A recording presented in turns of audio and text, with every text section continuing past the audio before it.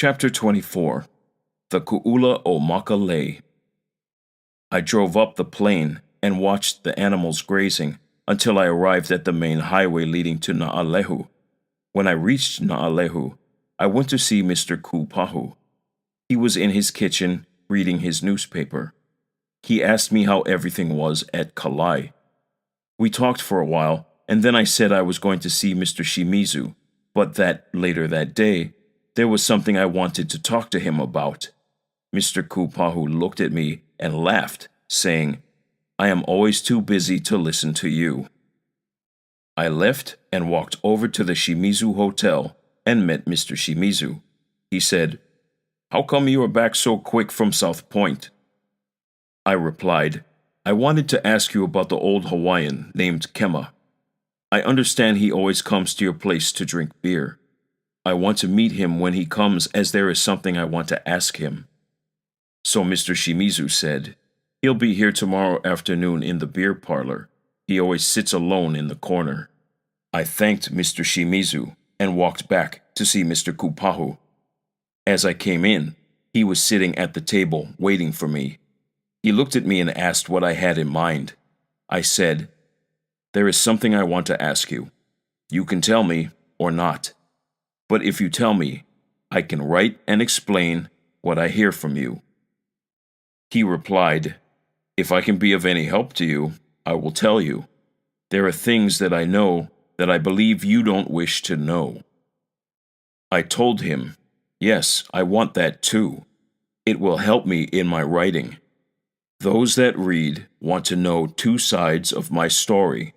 If you believe one side and say the other side is wrong, it is up to the reader to decide. You tell me just how it happened, right or wrong." Then I told Mr. Kupahu all about the school of Ahole about 3 miles out that I had seen with Mr. Johnson. Mr. Johnson claimed that he heard there was a flat rock near the shore by the lighthouse called Papa Mohai, or Offering Rock. This is the altar where the Ku'ula rock is placed. The fish will come near the Ku'ula rock until it is taken away. The school then returns out to the deep ocean about 3 miles out. I told Mr. Kupahu that I was trying to find out if this was true. I said, "I do not want to get the Ku'ula and try to see if the fish really come in. All I want is to know if this is true and if you have seen it. This is the part I am interested in. I just want to write what it is all about." Mr. Kupahu looked at me and did not say a word. I waited for his answer. This is the part that is hard to get from any Hawaiian, even if he knows your own family. This is one of those family taboos taught the day he or she is born, not to divulge any family secrets, such as those told from father to son or from mother to daughter, as the penalty for doing so is death. These are things that are taught to all youngsters, and as they grow up, it stays in their minds. My father taught me that if I wanted to get something from a person, I must use imagination and program a long-range contact.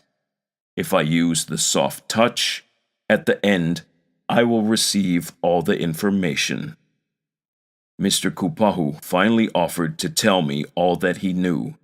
He explained, "The school of fish you see is correct. The only time the school comes in is when the Ku'ula is placed on the Mohai rock. The people who live at Kalai all know about the Ku'ula. Not far from Kalai is a small village named Makalei. One of the kahunas is the keeper of the Ku'ula. This Ku'ula is called Ku'ula o Makalei. The king's runner would go to Makalei to give the keeper the date of the king's arrival.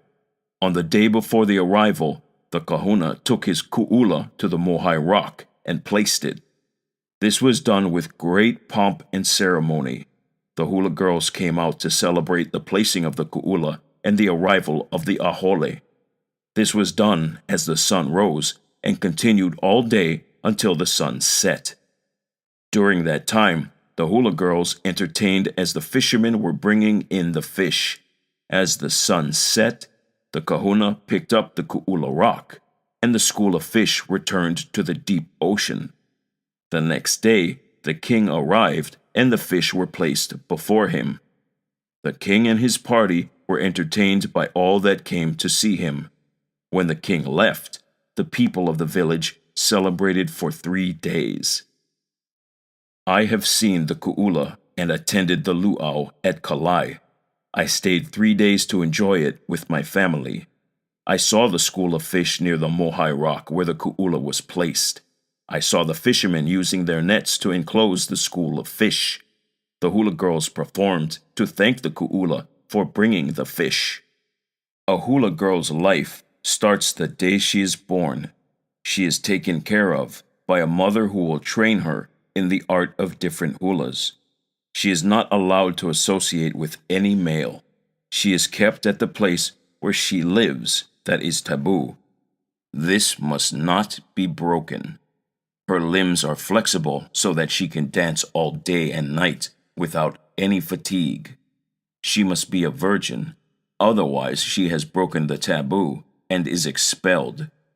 To be a hula girl is an honor in any family.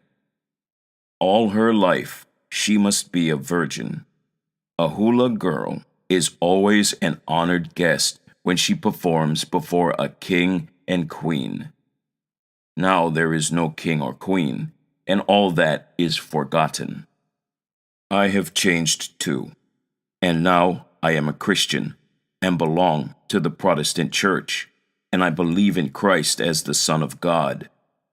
Before, whatever my family believed, we were taught to believe the same. There were no books to read, but we learned by word of mouth. Now I read the Bible and understand.